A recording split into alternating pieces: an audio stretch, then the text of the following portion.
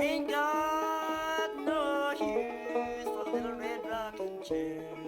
Got no sugar, honey, baby. Huntington, West Virginia, and surrounding areas were in the 1950s booming. As Appalachia's economy exploded in size and the population grew in Huntington past 85,000, in this working class area, many people looked for work, and many places offered it. This is the story of one of those places, the story of one business that flew closer to the sun than most, and the West Virginia women that were the wind beneath its wings for so many years. And even in the modern day, they're always up to something at 1040 Vernon Street.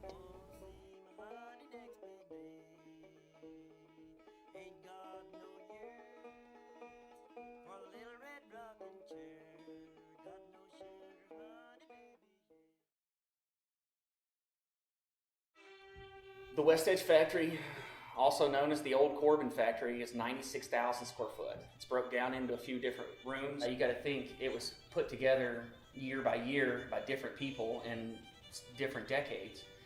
The structure was great in 1888. The structure was great in 1926.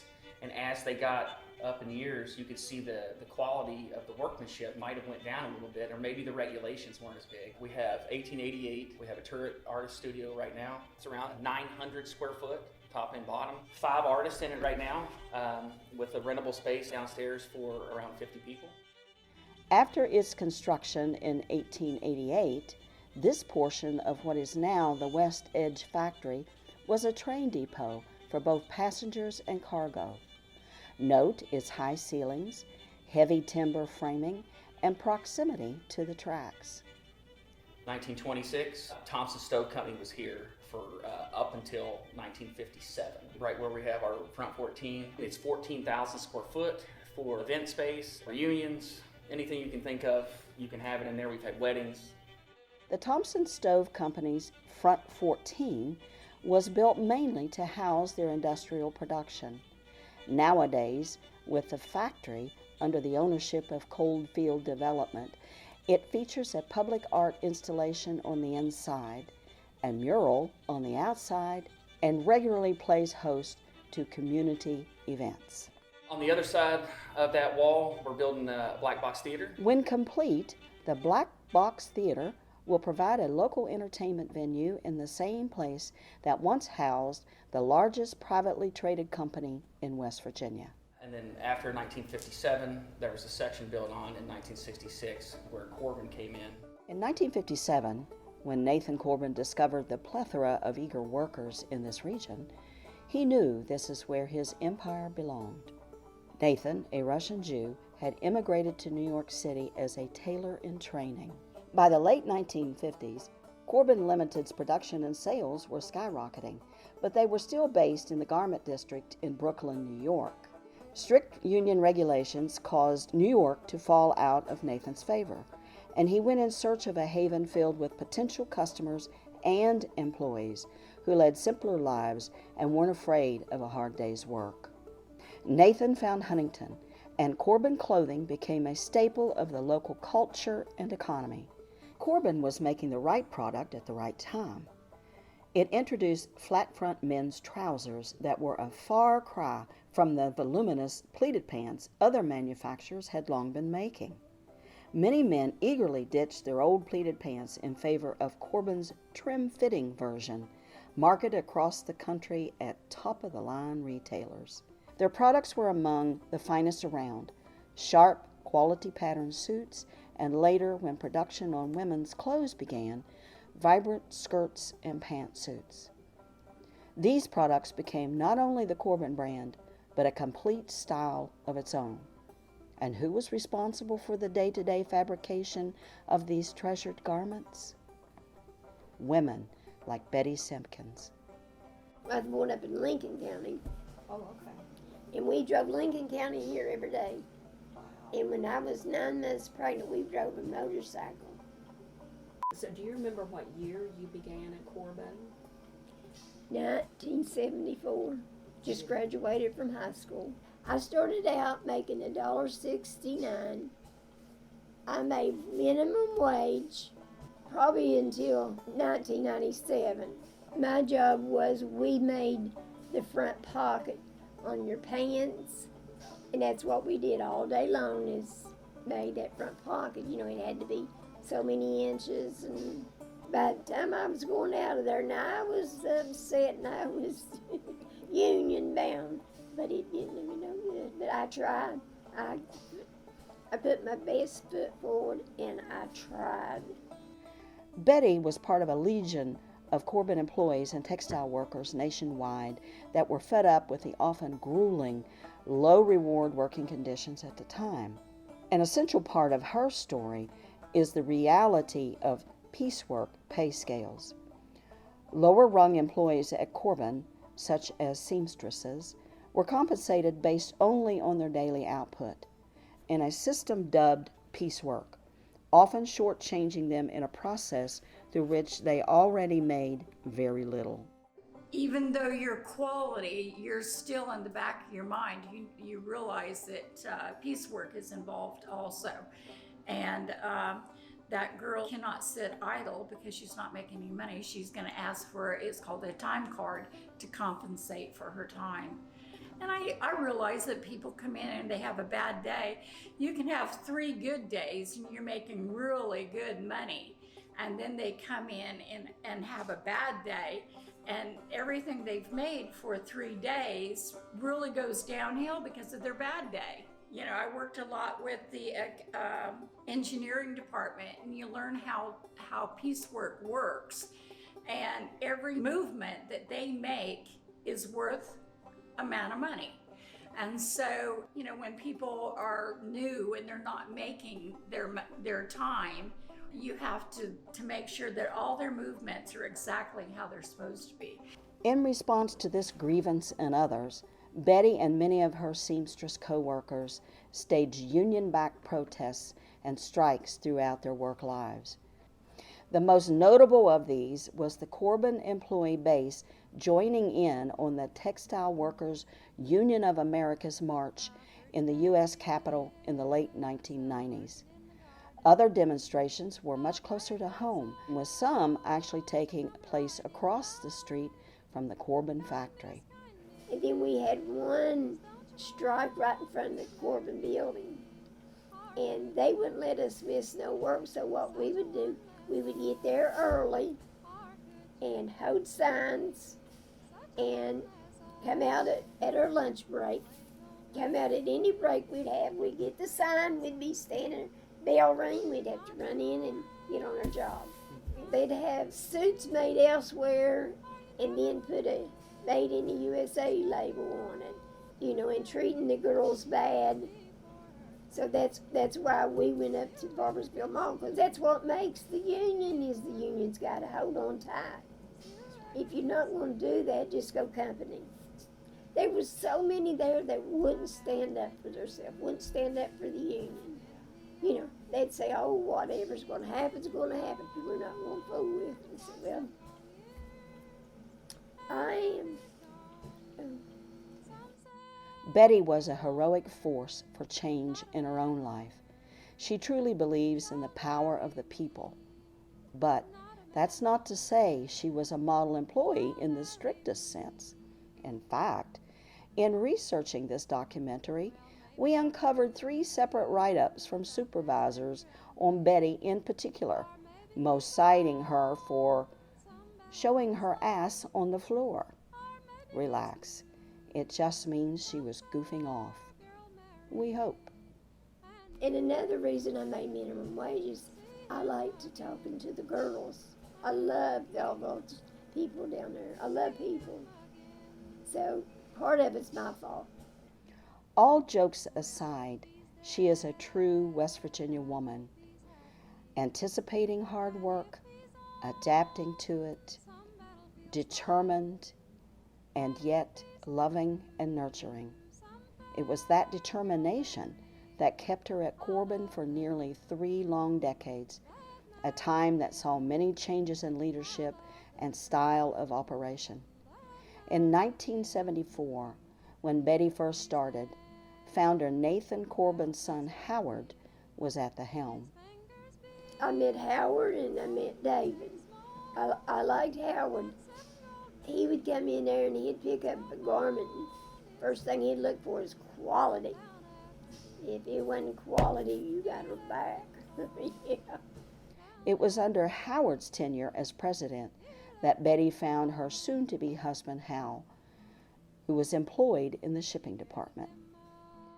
Yes, she's already got her burial outfit ready. See, I'm similar to his, but we have to dye in the winter because it'd be too hot in the summer. I went to American Car Foundries where all my friends worked. And we got there and there was about 50 people in line and they handing out 20 applications a day. And I didn't get one. I didn't have a car. I rode with somebody. And he said, well, we're going on down the West End and look for a job down there. And then we went over to F.W. Means, which is across the street from Corbin's. They do rental uniforms, they clean uniforms, so we went over there and put an application in. And then we come back to the Corbin building there. We stopped and we said, what's this place? It's a big building, got a lot of cars, so we put an application in there. They took me and interviewed me the same day. They said, well, we got a couple jobs open. Would you like to have a job? I said, well, that's what I'm here for. They brought the shipping supervisor down, and we got in the shipping department, and he said, this is what you're going to be doing. You're going to be taking the pants as they come down the conveyor, and you're going to look at the packing slip, and it'll tell you how many pair of trousers you're going to put in a box. And then you'll decide what size box to use, and then you'll pack them in, and then they'll put them down to the shipping clerk. And he said, you think you can do that? And I said, probably. And he said, well, you want to come to work tomorrow? And I said, yeah. And I never asked how much it paid or nothing. And so I said, I don't have a car. He said, well, how'd you get here today? And I explained to him. And he said, well, can you meet me at West Hamlin at Guyan Valley High School? And he said, my mom lives out there behind that. And he said, you can ride down with me. So I hitchhiked a ride to Pleasant View, they called it then, to Guyan Valley. And he was sitting there waiting on me at 6 o'clock in the morning. The strenuous, quality-focused nature of the work Hal discussed was a staple of the Corbin environment. Sandy Sheffield knew all about that painstaking attention to detail in her role at the factory. I had applied once and never heard anything back. And then my husband went to Albrecht's restaurant, was downtown in Huntington, and he heard these women talk about Corbin's. And so my husband went over there and said, well, my wife is looking for work and blah, blah, blah. So one of the ladies that worked in the accounting department said, have her come in again and have her resume come to me. Then I got hired on, and I was hired on as a quality supervisor. I was here from 1980 to 1997. I was here 17 years. When I first came in, our quality standards were so high. I remember I had to learn to sew every operation in my line before I could actually go on the floor. And you can't supervise somebody if you don't know how to do it yourself, So then you really noticed how important everything was, And production was really hard, and we went at a fast pace. At one time, we did 4,000 pair a day went through this plant. That was at our highest peak, was 4,000 pair. And you're talking about Brooks Brothers, Nordstrom, very high-end companies. We had special orders for Kenny Rogers was some of them. Many presidents. Barbara Walters was one. There was so many. I was kind of a tough quality supervisor. People always said that I was like a drill sergeant, but somebody can't cheat the system either by doing something quicker or their own way. Everybody's taught to do that job, that particular job, exactly a certain way. For nearly 20 years after Nathan Corbin's passing in 1973, his business thrived in ways no one could have anticipated. Deals were struck with major luxury and sports brands such as Titleist. One-time executive VP Brant Ross was given the keys to the castle as president in 1981, and after much debate, a new production facility was opened in Boyd County, Kentucky the following year. By the time the 1990s rolled around, the Corbin family had become so locally beloved that the mayor of Huntington at the time, Robert Nelson, even proclaimed April 13, 1993, Howard Corbin Day, after the man who brought their empire into the limelight. It seemed as if nothing could stop the company's momentum. My family moved into this area in 1961. So I have basically lived a half a mile from this factory my entire life. I still live in the home place where I grew up. So almost every day of my life, I drove by this factory twice a day. You avoided this area as much as you could during shift change. It was a traffic jam. It's still, the streets are still set up the same way they were back then. And you would have 400 women that were coming in here to work. And at shift change, it was a bottleneck. There was that much activity going on down here. My mother worked here for a while until they closed the plant. And went from this really bustling place to, over time, especially in the 80s, through the 90s. When did you retire? Well, I really didn't retire. They were shut down. 2001, I hung right in there with them. But David Corbin, we lost everything, so he took the whole plant to Camden Park. Now, we just thought that was wonderful because everybody got to bring their kids and their grandkids, and he furnished everything, food. I mean, that was the biggest celebration that we had. David Corbin, son of Howard and grandson of Nathan, succeeded Brant Ross as president. In 1997, for Corbin Limited's 50th anniversary, he took the entire factory to Camden Park, free of charge, by far the largest celebration in company history. Employees like Betty were thrilled to dress up, ride rides, and picnic with friends, all at Corbin's expense. Although in reality, David's kind motives may have been less than genuine. Now, David was the one that showed us the good time, like Camden Park. It was to keep us all on his good side. He didn't care about all this other stuff. He was just out doing his thing, and ship was going down. Corbin Limited rose from 40 employees during Nathan's time to more than 1,000 in the 1970s, and all the way down again. Mismanagement, overseas competition, and outdated company practices meant by the year 2000, they were circling the drain fast. I moved here to the community in around 1995, 1996. Corbin was in full swing. All the parking spots were taken, and then all of a sudden, that was it. And then to where it ultimately closes down. And it basically just became this huge magnet for mischief. Someone tried to open a bar in here and a gentleman's club. So it was not the best thing for the Westmoreland community. The Wayne County Commission, because we're in Huntington, but we're just right across the border in Wayne County, they decided to deconstruct this place. But then whenever Brandon Dennison, who's the CEO, got in here, he saw the bones of this place. I mean, I'm looking at a pillar right now that is a foot square. You can't even get pieces of timber this size anymore, I don't think. It sat empty for close to 18 years, and Brandon Dennison's thesis was to clean this place up. They had a footprint of the building up on the wall. They had tissue paper over it, and who I later learned was an architect standing there with a marker in his hand. getting ready to draw. Brandon turned to the community. He introduced himself and then he said, "What would you all like to see here?" I mean, if you've lived in Appalachia any length of time at all, you know that people move in here and we get what they give us and we're happy to have it. So to actually be asked, "What would you like to see here?" took us off guard. Brandon Dennison made a promise to the community that this is what you want. I'm going to do my best to get this to you.